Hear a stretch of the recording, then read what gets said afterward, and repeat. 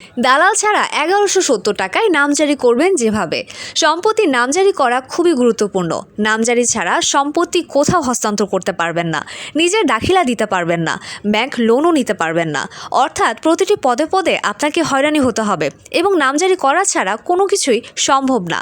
তাহলে এই নামজারি করতে কি কি কাগজ লাগবে এবং ফি কত, চলুন আসুন জেনে নিই আজকের ভিডিওতে আমরা জানব নামজারি কিভাবে একজন দালাল ছাড়া নিজে নিজে করা সম্ভব হবে। এক মোজার মধ্যে যতটুকু সম্পত্তি হোক না কেন, নামজারি ফি হবে মাত্র ১১৭০ টাকা। নামজারি করতে মালিকানা দলিল, আপনি যে দাগে নামজারি করছেন সেটির রেকর্ডীয় খতিয়ান, সম্পত্তির ভায়া দলিল, ওয়ারিশ সনদ, নিজের নামে প্রোফাইল ও মোবাইল নম্বর এবং যার নামে নামজারি করছেন ওই ব্যক্তির এনআইডি কার্ড এবং এনআইডি কার্ড না থাকলে জন্ম নিবন্ধন। মালিকানার কাগজপত্র সঠিক থাকলে কোনো দালাল ছাড়াই নিজের নামজারি নিজেই করতে পারবেন। নিকটস্থ ভূমি অফিসে ফাইল জমা দিবেন, তহসিল সাহেব আপনার ওই ফাইল রিপোর্ট করে দিবে। পরবর্তীতে সার্ভেয়ারের কাছে গেলে রিপোর্ট করে দিবে।